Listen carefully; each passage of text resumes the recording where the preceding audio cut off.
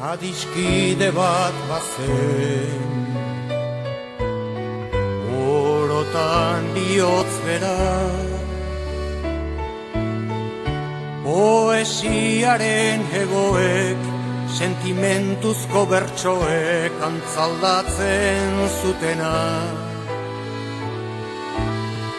Plazetako kantari, bakardadez josia, hitzen lioa iruten, bere barnean irauten, oinazez ikasia, ikasia. Nunago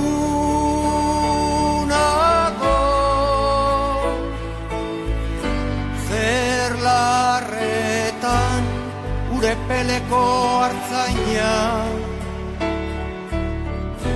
mendi hegaletan gora, oroitzapen den gerora, iesetan joan intzana.